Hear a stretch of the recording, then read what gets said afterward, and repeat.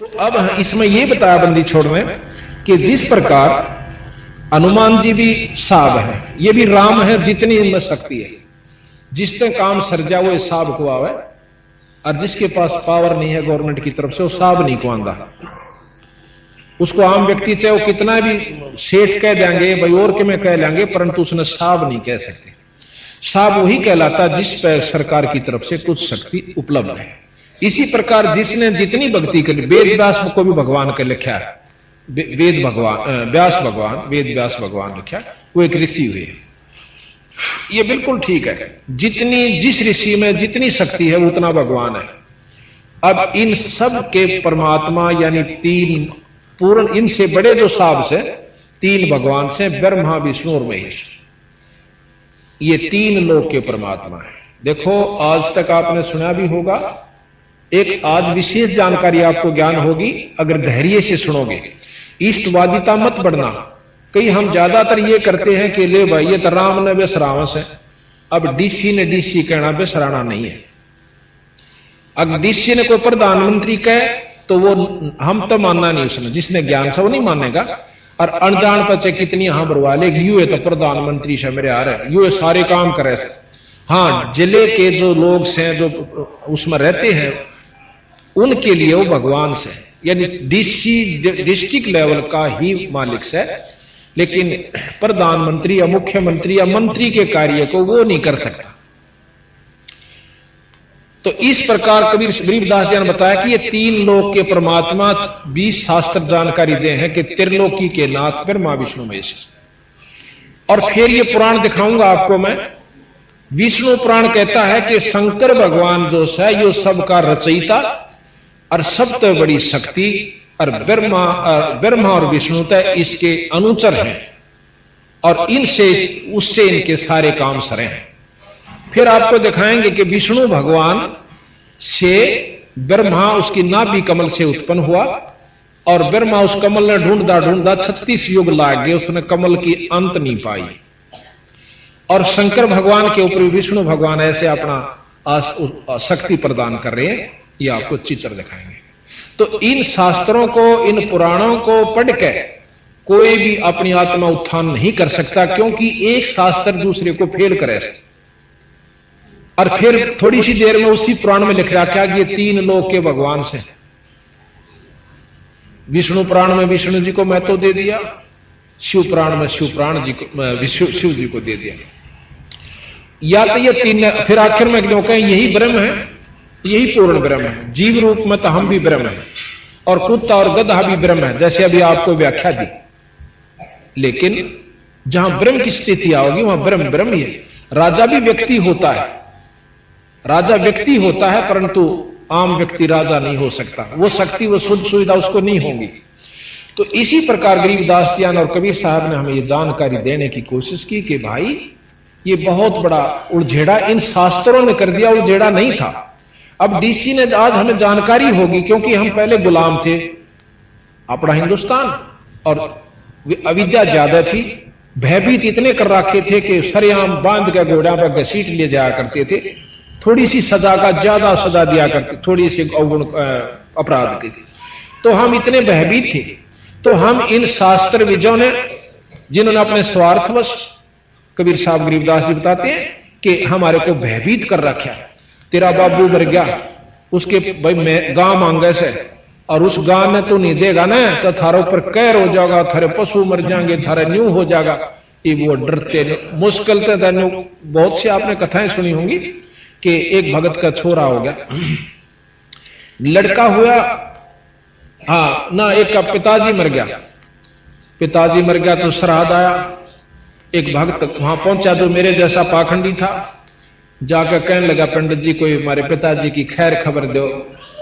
ने बोला भाई तेरे पिताजी ने तो गऊ चाहिए से, और लागड़ हो, और वो तो बहुत तिसाया हो रहा से, और भाई नहीं दोगे ना तो देख थारा नष्ट हो जाओगे। अब ने बोला पंडित जी, यानी पंडित माने कोई जाति विशेष से नहीं कहा। अब थोड़ी थोड़ी बातों को हम विशेष ढंग से समझाने की कोशिश करेंगे, क्योंकि कईयां को उफान आ जाए थोड़ी बात न सुनकर। पंडित किसे कहते हैं? विद्वान को पंडित कहा, ना कोई जाति विशेष। मेरे दादा गुरु छावड़े के जाट थे, और इनको गरीबदास जी एक संत मिला, ये पाड़ी थे और बहुत बुरी हालत थी, घर के आगे सताए हुए थे, मतलब इसकी कोई भाभी भूबी से परेशान थे ज्यादा। तो ये बहुत, तो वो संत मिल गए, उन्होंने समझा, ये वहां से उनके साथ ही और ये भैंस छोड़ गए। और काशी में उन संतों ने पढ़ाया, 4 विषय के आचार्य हो गए।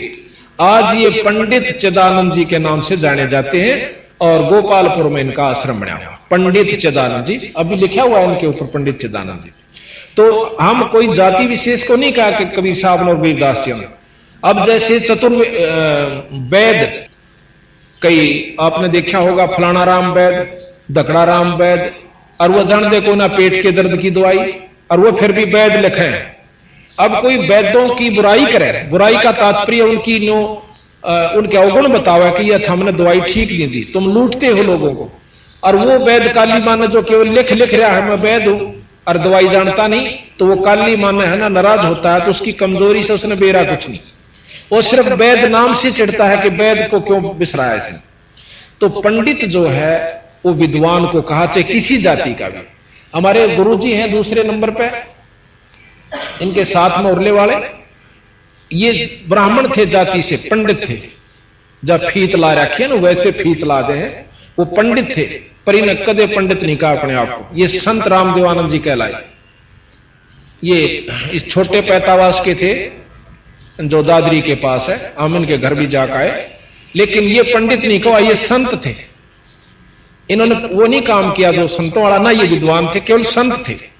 तो इनको कभी पंडित ने अपने आप को नहीं कहा और एक संत कहलाए। इसी प्रकार एक खानपुर में ये आया हुआ है, यहां पर खानपुर के भी, वहां एक रिटायर है उस गुरुकुल से, उनका नाम मुझे याद नहीं रहा, धर्म भानो जी, उनको पंडित जी के नाम से जाना जाता रहे, जाट, मतलब वैसे सामाजिकली जाट है, अब उनको पंडित जी कहते हैं। तो इस चीज के महसूस मत करना कि कोई पंडितों के विश्वास, जो गुमराह या मार्गदर्शक जो हुए, उनको विद्वान जो हुए हैं उनके बारे में जानकारी दी। तो कहते हैं वो गऊ, घर क्या ने गऊ दे दी भाई, अख ले जाओ पंडित जी, हमारे पिताजी दुखी ना होने चाहिए। अब इसी के उपलक्ष्य में गरीबदास महाराज ने एक प्रमाण दिया।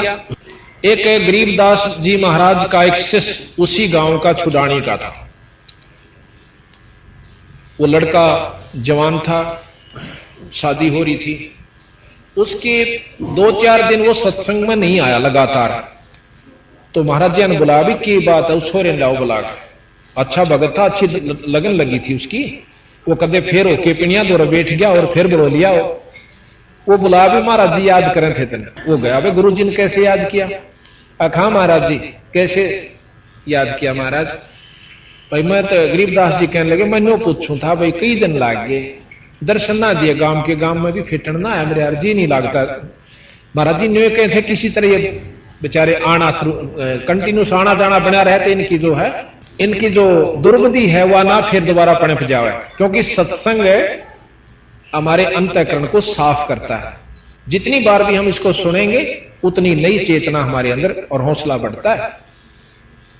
जी ऐसे है कि मेरे पिताजी का श्राद्ध था कल, अच्छा जो कल गया उसको मेरे पिताजी का श्राद्ध था, के करा करो भाई श्राद्ध में कि पंडित जी आवेगा, आता है और अपना भोजन बनाओगा और पहले आप भोग लगाओगा, फिर परिवार को बांटा जाएगा। बोला भाई ठीक, बहुत अच्छी बात भाई। और ने बोला महाराज जी मैं कल भी नहीं आऊंगा। क्यों भाई? कि कल मेरी मां का श्राद्ध है। बोला अच्छा, पर एक काम करिए भाई कि मैं हमने भी खवा दे, खीर ख्यार बना दे होगे? अखा जी खीर बनावांगे, थोड़ी सी मेरे खातिर भी ले आइए। अख ले आऊंगा महाराज जी, या कौन सी बात है, जरूर ले आऊंगा। नो करिए 2 आंख ले आइए। अच्छा 2 आंख ले आऊंगा। जब पंडित जी ने अगले दिन सारा काम कर लिया, भोजन भी पा लिया, सबको खिला भी दिया, अपने मंत्र उच्चारण सारे कर लिए और फिर ये कहा कि तेरे पिताजी भी 1 साल के लिए तृप्त हो चुके हैं, अब उनको भूख नहीं लगेगी, प्यास नहीं लगेगी, क्योंकि मैंने भोजन पा लिया। तो ठीक से वो 2 व्यक्तियां की रोटी खीर लेके और बंदी छोड़ के पास आ गया वो छोरा ने। बोला महाराज जी रोटी ले आजा भाई, खेत में चालांगे। उन्हें सोचे कोई काम कर रहे होंगे मजदूर, उन्हें रोटी देने खातिर जानते होंगे। उन्हीं के खेत में चला गया, चले ले गए बंदी छोड़। और वहां एक जोड़ी ही बनी हुई थी चारों तरफ, जैसे झाड़ बोझ खड़े हो जाते हैं एक तालाब लेट लाट के अंदर। उस जोड़ी से 1 किला की दूरी पर महाराज बैठ जाते हैं और वहां से आवाज देते हैं उसके पिता तथा माता का नाम लेकर कि भाई फलाने और फलानी आप रोटी खा लो, थारा लड़का भोजन लेकर आया। और वो छोरा ने सोचा मेरे माँ बाबू का नाम ले आड़े कितना आगे हुआ। पंडित जी तो कहता स्वर्ग में जा रहे हैं। तो इतने में एक गीदड़ और एक गीदड़ी भागती हुई आवे, आंधे बंदी छोड़ के पान चाटन लागी। उन्होंने उनका ऊपर हाथ फेरा, हाथ फेर के ने बोला भाई थारा लड़का रोटी लिया से भोजन पा लो, थारा कनागत था आज, एक का काल था एक का आज था।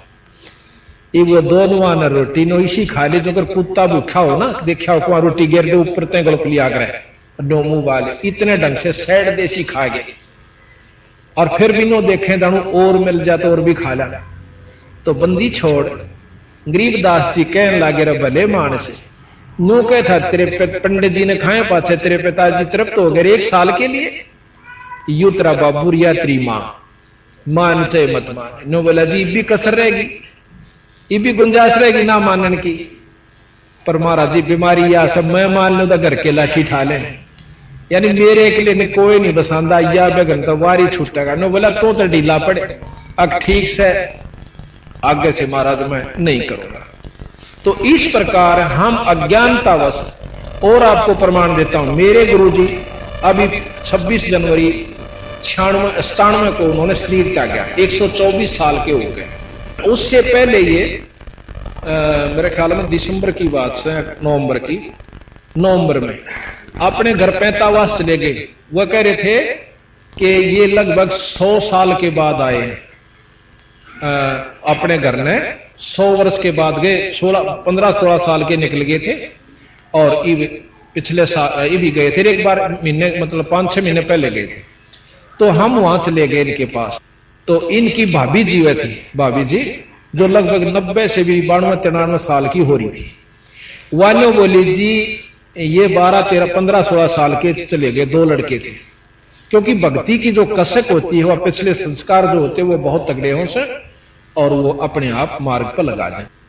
तो इन्होंने क्या करा के कहीं उनके खेत खात पड़े थे, ऊड़ है कपड़े काट के घेर वो पाड़ गए कति कपड़ा न्यो और आप भागे जंगल में।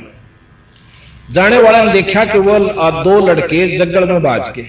तो हमने उसके बाद इनकी टोआ टाई बिक्री ढूंढा ढांडी करी, कितना नहीं पाए। तो हमने मान लिया कि वो किसी जंगली जानवर ने खा लिए, समाप्त हुए, मर गए। मैं नो कहती 90 साल की होली, 12-13 साल की मैं ब्याही भी आ गई थी, 92 साल की होगी, यानी 80 साल हो गए मैंने इनके 5 लत्ते काटा करूं, इनका कनागत काटा करती और 5 लत्ते पंडित जी दिया करती। आप विश्वास कीजिए कितना अंधविश्वास है। वो ईबताएं जीवन थे और उनके 5 लत्ते कनागत 80 साल तक कर रहे थे। इतना अंधविश्वास, इतना भूल भुलैया डाल रखी इन भोले भाले जिया ने, क्यों करे बंडाए दे बेचारे। सुख सब चाह अपने घर में, पर सुख फिर भी नहीं होता चाहे 20 ब्राह्मण जमा दो। ब्राह्मण का मतलब ये नहीं है कि जो पोथी ठहर का आंख में दे ली, ब्राह्मण सोए जो ब्रह्म पछाना, ब्राह्मणी से काम नहीं करा करे जो किसी ने बंडा दे। वो यथार्थ चीज बताओगा जो विद्वान होगा, पंडित होगा। तो इस प्रकार बंदी छोड़ गरीबदास जी ने यही मार्गदर्शन किया कि तुम एक दिन कनागत काटो, सो रोजाना काटा करो कनागत।